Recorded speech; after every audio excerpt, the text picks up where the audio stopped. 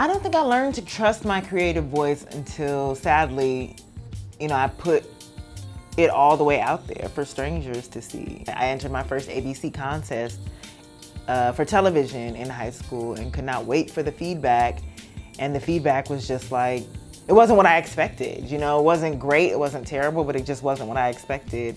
But I put it out there and I was at least proud of myself for doing that. Grad school honestly put me in this position where I was a producer. There was no more questioning that. There was no more, is this what it is? Their program is designed where that's all you do for 2 years. No, I'm not allowed to do anything else but produce these projects. I think that I was able to tap in pretty early and say like, you might be a little different from other people. You can sort of make your own decisions. I think that like in, growing up, I prevented myself from being in a lot of questionable situations because I wasn't afraid to listen to myself and, didn't succumb to peer pressure. I would see things that I had an idea for and I would see people doing it and they were succeeding at it. And when I saw that they were winning at an idea that I also had, and I also thought to myself, I like what they're doing, but this is how I would spin it. This is how I would put my own touch on it. That was when I knew that I had something and that I had to listen to that voice internally. I think you're always gonna have your insecurities. You're always gonna be like, can I do this? But that's just kind of what makes you tick in this industry. It's just like if you're overconfident, then that's also when you flop the most. So it just feels like you have to have that little tingle of, am I doing this right? Is this the right thing? Is this gonna hit? Is this gonna be a miss? That is always gonna accompany it, but as long as you're telling stories that are true to you, it kind of shouldn't matter.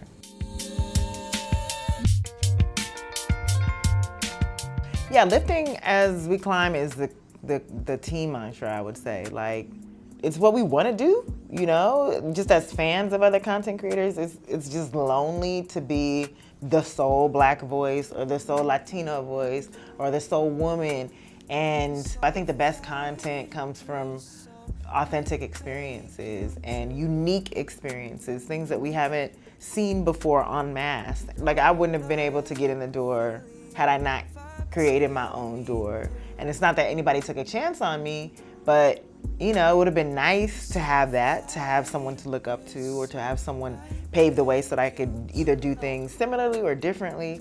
The whole idea behind Color Creative is really that. It's to support emerging filmmakers, specifically writers of color and women, and people who, we feel that don't really get the same shot as everyone else in terms of getting their work seen or heard, or even just having people know about them. And so, we think it's extremely important to each one teach one and lift out or reach out and lift others up with us as we continue to grow and continue to work in the industry. And there's a lot of successful Black people doing it right now. It's just good practice, and I see that so many of my other peers and the people that I look to, like, Lena's out here doing the same thing. Mara Brock-Akil, her entire, Girlfriends, we're working with most of the staff of Girlfriends. Like Prentice Penny, our showrunner of Insecure.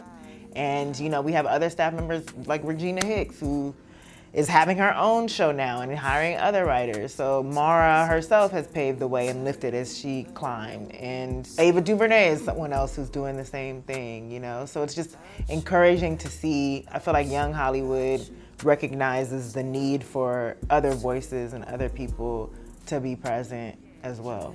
And while Issa Rae Productions as a whole may be looking to feed content for other platforms, there's still other content creators that need the platforms such as YouTube to build whatever it is that they're building, to build their brand, to tell their stories.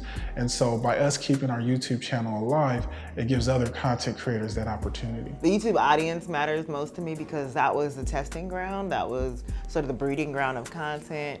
And we have close to 300,000 subscribers and people who are just excited about new, fresh content. So what better way to continue to produce that raw, original, unfiltered, untouched by network and Hollywood hands talent than YouTube? So for me, it's always gonna be a testing place, and we've been able to have several shows that you guys have been asking about without me explicitly saying that they're going to television, but they're going to television. They've garnered interest. So now we have creators, other creators who, like myself, who started on YouTube, having an opportunity to transition to television and film. And I don't anticipate them stopping creating for the web. A lot of the other content creators that are transitioning to television are also continuing to make content online. So I think it's still the best medium. It's the most immediate medium.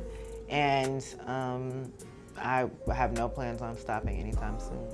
I think the future of Issa Rae Productions and Color Creative together will, eventually morph into, hopefully, a full-fledged studio. I really hope that there's a point in our future that we have the financial backing and we have, the distribution outlets, and we're able to just finance, develop, and produce great content by great people and just put it out ourselves and not have to, fight the system, not have to go through the traditional ways and models and methods to get things made. And one of those things where if we like it, we love it, then we're doing it, and there's no questions asked. So if someone fits the ideals that we have, if someone fits the demographic that we're looking to serve, then you could be featured on our channel. So that's a small version of how we're looking to create a network. And eventually we will be able to stand up and be on the same platform and rub shoulders with the bigger networks. But this is our starting point, and we're building from there. Finding, the next Ava DuVernays, finding the next Ryan Coogler's, and finding those talented people where we can essentially support them and work with them, and hopefully, have people recognize their talents as well. And so we see it as if it takes us to produce a project with an unknown writer, or if it takes us to collaborate with them in order for people just to know who they are, then so be it. And I think that goes a long way, so that, in 5, 10, 20 years from now, it's not just Issa and Ava and Ryan and, Gary Gray and all these other people. It's gonna be more than enough people to name. The future of Issa Rae Productions and Issa Rae as a talent or a writer, producer is unknown, which is kind of cool. I mean, I think that no one would expect that we would be where we are now. We have so many projects in the works, so many things that Issa is a part of as a writer or as a producer, as a talent or as an actress. We haven't limited ourselves to anything. We're trying to get into other mediums of entertainment. Look for new opportunities, for partnerships, look for spaces that we aren't currently in. Look for ways to increase what we're already doing. Optimization is always important. Just finding things that normal production companies aren't doing and figuring out if there's a way for us to do it and if it makes sense.